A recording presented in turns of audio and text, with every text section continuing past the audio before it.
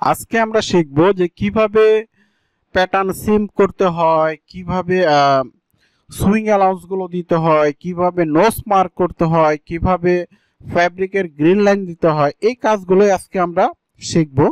তো এর আগের পর্বে আমরা খুবই গুরুত্বপূর্ণ কাজগুলো এর আগের পর্বে আমরা শিখছি। তো আপনারা যদি আগের পর্বটা না দেখে থাকেন তাহলে অবশ্যই দেখে নেবেন। প্রথমে আমরা প্যাটার্নটা সিম করব। সিম করার জন্য যাব হলো F4 এ। F4 এ যাওয়ার পরে এই যে দেখেন সিম। এখন আমি প্যাটার্নটা সিম করব। এই হলো প্যাটার্নটা আমি সিম করলাম। প্যাটার্নটা সিম করার পরে আচ্ছা, আমাদের এই জায়গায় এই লাইনগুলো আমরা একটু টেনে রাখি। হ্যাঁ, লাইনগুলো একটু টেনে রাখি, তাহলে সুবিধা হবে, আমাদের গ্রেডিং করতে অনেকটাই সুবিধা হবে। যে যদি আমরা এই লাইনগুলো টেনে রাখি তাহলে আমাদের গ্রেডিং করতে অনেক সুবিধা হবে। এখন আমরা লাইন সিম দিব। তার জন্য যাব হলো F4 এ। F4 এ যাওয়ার পরে এই যে লাইন সিম, আমি টোটাল প্যাটার্নটা এইভাবে সিলেক্ট করব। সিলেক্ট করার পরে এখানে আমি 1 cm সুইং অ্যালাউন্স দিয়ে দিব। এখন আমি দেখব যে আমাদের ওয়েস্ট ব্যান্ড হাইটের মেজারমেন্টটা কত আছে। ওয়েস্ট ব্যান্ড হাইট দেখেন, ওয়েস্ট ব্যান্ড হাইট দেখেন আছে হলো 3 cm। তাহলে আমরা ওয়েস্টে এখানে সুইং অ্যালাউন্স দিয়ে দিব হলো 3 cm। এইভাবে ওয়েস্টটা সিলেক্ট করব। সিলেক্ট করার পরে এখানে আমরা সুইং অ্যালাউন্স দিব হলো 3 cm। এখন দেখব যে আমাদের এইখানে কিন্তু একটা রোলিং আছে। এই রোলিং এর মেজারমেন্টটা কতটুকু আছে আমরা যদি একটু চেক দেই, দেখেন এই যে দেখেন লেগ বটম হাইট ফিনিশ, এটা হলো 2 cm। তাহলে আমরা এখানে সুইং অ্যালাউন্স দিয়ে দিব হলো 2 cm। এই যে দেখেন সুইং অ্যালাউন্স দিয়ে দিব আমরা এখানে কতটুকু 2 cm। দেখেন আমাদের কিন্তু সুন্দর প্যাটার্নের একটা খুবই সুন্দর একটা লুকিং কিন্তু প্যাটার্নের চলে আসছে। এখন আমরা ফ্যাব্রিকের গ্রিন লাইন দিব। তার জন্য দেখেন এই যে নিচে দেখেন অথার অ্যাক্সিস, এখানে যদি আমরা মাউসটা চাপ দিয়ে ধরি, ধরার পরে উপরে যদি একটু নেই দেখেন গ্রিন লাইন অ্যাক্সিস, এই যে দেখেন এটাকে এটার উপরে মাউসটা আমরা ছেড়ে দিব। ছেড়ে দেওয়ার পরে কন্ট্রোল চাপ দিয়ে ধরবো। ধরার পরে আমরা এইখানে এইভাবে গ্রিন লাইনটা এই যে দিয়ে দিব।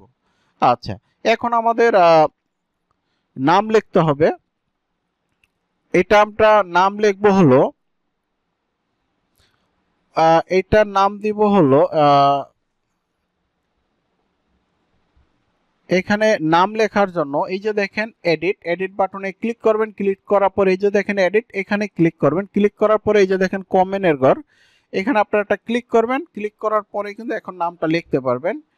এখানে দেখেন আমাদের ব্যাক পার্টও আছে, ফ্রন্ট পার্টও আছে। হ্যাঁ, তাহলে আমরা এটার আমরা নাম লিখবো হলো, এটাকে আমরা শুধুমাত্র আমরা বডি প্যাটার্ন লিখবো। হ্যাঁ, বডি আমরা বড় হাতের লিখবো, এটা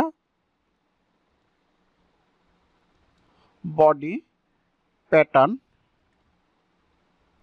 এটাকে আমরা 1:2 দিয়ে দিব, তাহলে আমাদের হয়ে যাবে। হ্যাঁ, অথবা এটাকে আমরা লিখতে পারি হলো প্যান প্যাটার্ন, অথবা বডি প্যাটার্ন লেখাও কোনো সমস্যা নাই। তাহলে দেখেন আমাদের এখন আমাদের বাকি আছে নোজ মার্ক। নোজ মার্ক দেওয়ার জন্য আমরা F2 তে যাব। 2 তে যাওয়ার পরে এই যে দেখেন নোজ, আমরা এখানে একটা নোজ মার্ক দিয়ে দিব, এখানে একটা নোজ মার্ক আমরা দিয়ে দিব।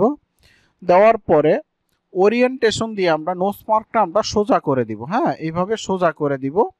আমি যদি নোজ মার্কটা একটু দেখতে চাই তাহলে এই যে দেখেন কাট পিস, এখানে ক্লিক করলে আমি নোজ মার্কটা দেখতে পারবো। তো দেখেন আমাদের কিন্তু প্যাটার্নে আর কোনো কাজ কিন্তু আমাদের প্যাটার্নে কিন্তু আর কোনো কাজ কিন্তু নাই। তো এর পরের পর্বে আমরা শিখবো হলো গ্রেডিং বিষয়ে। গ্রেডিং গুলো কিভাবে করতে হয়, এই প্যাটার্নের গ্রেডিংটা কিভাবে করতে হয়, কারণ গ্রেডিংটা কিন্তু খুবই গুরুত্বপূর্ণ জিনিস। তো গ্রেডিং এর কাজগুলো আমরা এর পরের পর্বে শিখবো। আমরা যদি একটু মেজারমেন্ট স্পেকে যাই তাহলে আমরা এখানে দেখতে পারবো, দেখেন আমাদের কিন্তু টোটাল এই যে আমাদের স্টাইলিং, আমাদের কিন্তু টোটাল প্যাটার্ন করার কাজ কিন্তু আমাদের শেষ। এখন আমাদের গ্রেডিং বাকি আছে। তো আমরা প্যাটার্নটা মেক করলাম হলো 6-7 উপরে। তো এখানে দেখেন বড় সাইজ আছে হলো কয়টা, 3টা। তারপরে ছোট সাইজ আছে হলো 1 2 3 4টা হলো ছোট সাইজ। তো এই প্যাটার্নগুলোই তো আমাদের মেক করতে হবে, তাই না? তো এই প্যাটার্নগুলো আমরা মেক করব হলো গ্রেডিং এর মাধ্যমে। তো আমরা প্যাটার্নটা তৈরি করছি হলো 6-7 সাইজ, আর বাকি যে সাইজগুলো আছে বড় সাইজ এবং ছোট সাইজ, এইগুলো আমরা গ্রেডিং এর মাধ্যমে প্যাটার্নটা তৈরি করব। তো গ্রেডিং এর কাজগুলো কত সহজে করা যায় সেই কাজগুলো আমি আপনাদেরকে দেখাবো। তো আপনারা মনোযোগ সহকারে ভিডিওটা দেখতে থাকেন। তাহলে আমরা এর পরের পর্বে শিখবো হলো কিভাবে প্যাটার্ন গ্রেডিং করতে হয়। এই কাজগুলো আমরা এর পরের পর্বে শিখবো।